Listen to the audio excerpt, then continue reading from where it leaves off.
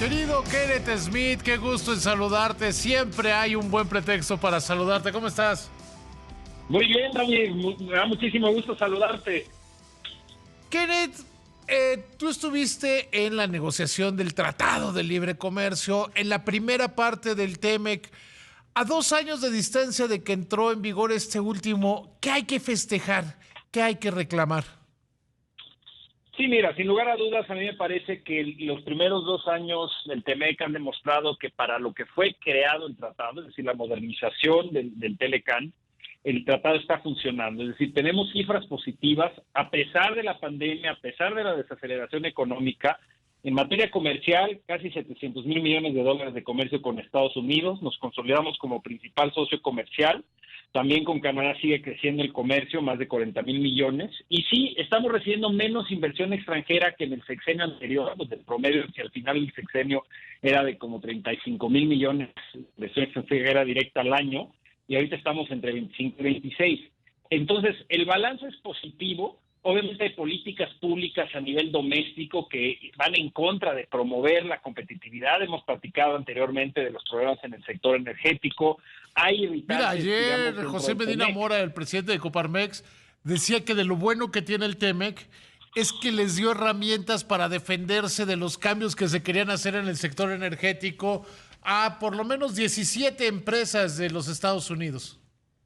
Mira, es un elemento importante, sin lugar a dudas, lo que te da el tratado, además de esta facilitación comercial, y estamos viéndolo reflejado en las cifras, es la certeza jurídica. Es decir, en casos donde alguno de los países decida violar el acuerdo, existen mecanismos de solución de disputas que permiten defender los intereses de exportadores y inversionistas de cualquiera de los tres países, porque si no respetas lo que está plasmado en el tratado, es sumamente costoso. O te cierran el acceso a los mercados de Estados Unidos y Canadá, o puedes perder casos de inversionista-Estado y pagarle cientos de millones de dólares a las empresas afectadas. Entonces, sí, eso es un blindaje, es un aspecto importante que existe en los tratados. También funciona en México, que pueda defender sus intereses a través de solución de disputas ante Estados Unidos y Canadá, pero definitivamente es un seguro de vida, por así llamarle, un elemento importante que incluye el tratado.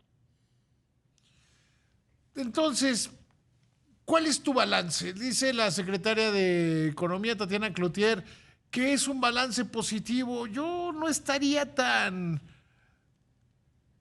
cierto de decir que el balance es positivo. Yo diría que de donde veníamos, de cuando iniciaron ustedes la negociación del TEMEC, ahora sí se ha avanzado, pero no es, o estamos lejos de que sea un nivel óptimo.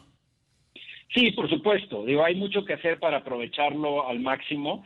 Las cifras son positivas y tienen mucho que ver con la recuperación de la economía estadounidense en el 2021, pero la realidad es que tendríamos que estar haciendo mucho más para aprovecharlo al máximo. Es decir, en lugar de estar preocupándonos de si nuestra política energética nos va a llevar a represalias comerciales multimillonarias y irritantes comerciales, debemos concentrar los esfuerzos en fortalecer el TEMEC, en trabajar con nuestros socios de América del Norte para consolidar esta competitividad de la región y hablar de nuevas iniciativas para ir fortaleciendo la integración económica. Hay muchos temas que quedaron pendientes en el tratado que se tienen que implementar de manera correcta en un futuro, en manera laboral, ambiental, temas relacionados con tener más agilidad y transparencia en los procesos de facilitación comercial y el cruce fronterizo, y hay que estar preparando el terreno para lo que va a ser la revisión integral del tratado en 2026, un aspecto nuevo del TEMEC que no tenemos en Telecan, que es una revisión de cómo se está implementando y de manera integral revisar si hay que añadir aspectos, nuevos rubros o renegociar ciertos aspectos. Y en eso es lo que debemos estarnos concentrando en lugar de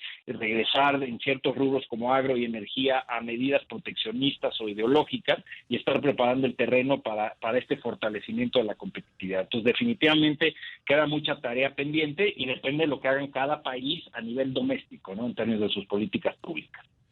Mira, yo creo que lo dices bien.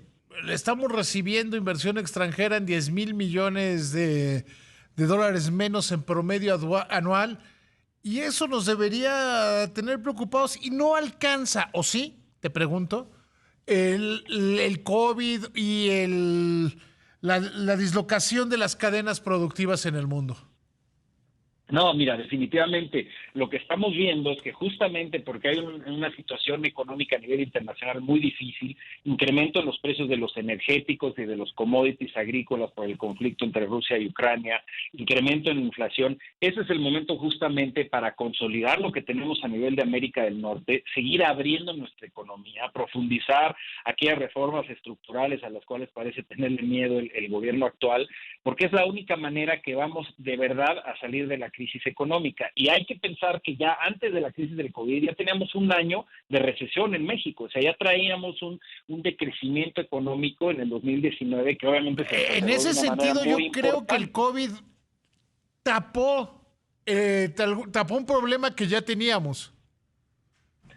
Sí, el problema ya lo teníamos de que había una desaceleración importante de la economía al principio de este sexenio y hay que decirlo, o sea, ciertas políticas en lo específico que parecen ir en contra de estos compromisos internacionales, ya sea en materia comercial o de cambio climático, etcétera, pues están incrementando el riesgo país. La percepción de que en México ya no hay el mismo grado de certidumbre que había antes en materia del futuro de las inversiones y eso es algo que se tiene que corregir. Tenemos una plataforma excelente para fortalecer la economía a través del sector externo, a través del TEMEC y la red de tratados que tenemos, pero sí hay muchas cosas en donde tenemos que reflexionar y hacer cambios de política pública a nivel doméstico. Tú, que estuviste en la negociación del Telecán y en la primera parte del TEMEC, ¿te sientes todavía satisfecho de lo logrado? ¿Ya visto, ya después de la corrida se ven cosas en las que se van a haber negociado diferente? Mira, definitivamente en una negociación, sobre todo de este calibre, que cubre todos los temas y la relación más importante de México, hay algunos temas que por supuesto nos quedamos cortos, pero eso tenía que ver con la realidad política del momento que se estaba viviendo, esta cerrazón absoluta de la administración Trump en términos de libre comercio, buscaban ellos cerrar el acceso a los principales productos de exportación de México en agro, automotriz, acero, etcétera.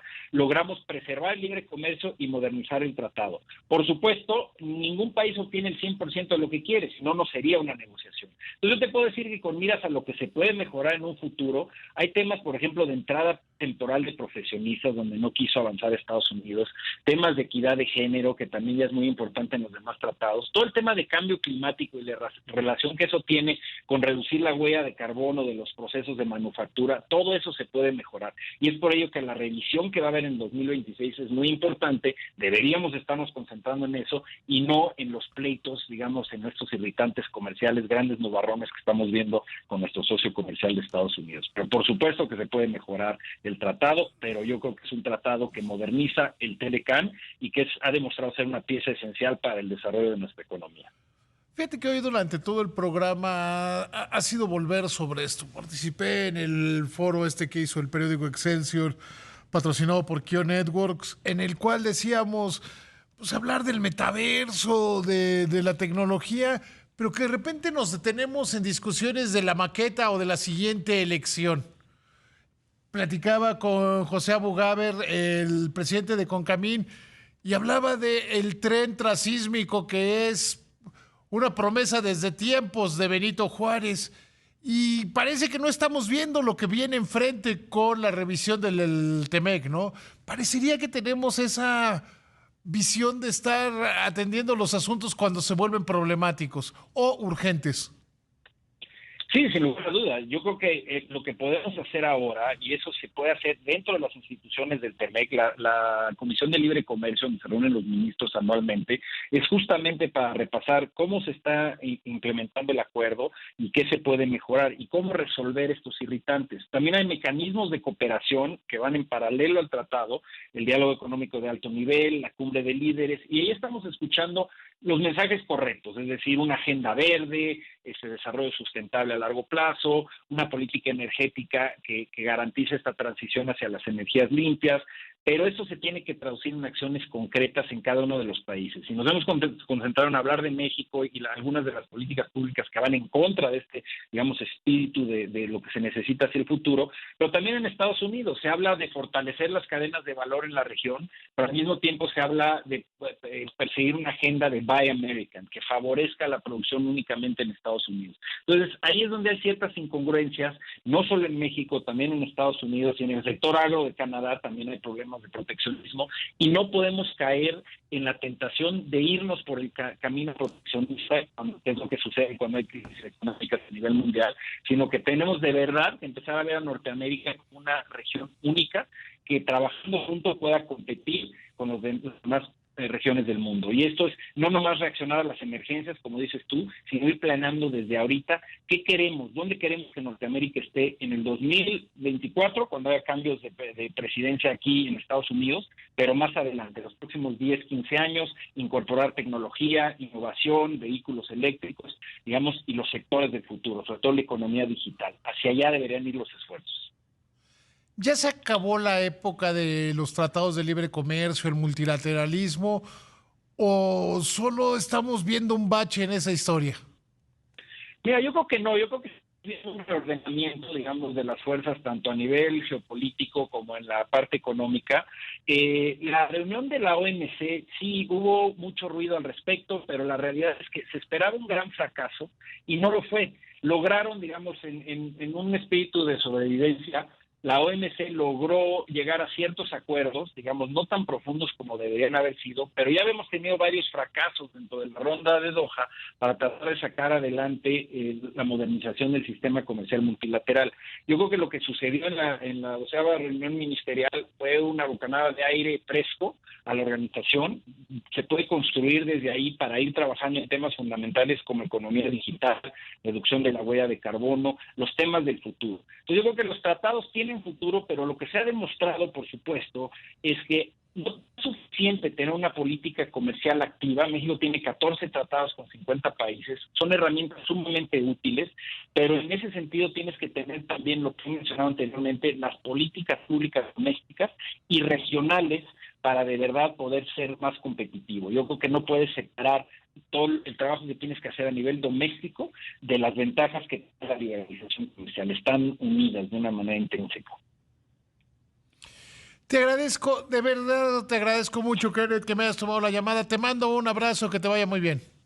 Muchísimas gracias, David. Estoy a tus órdenes. Saludos.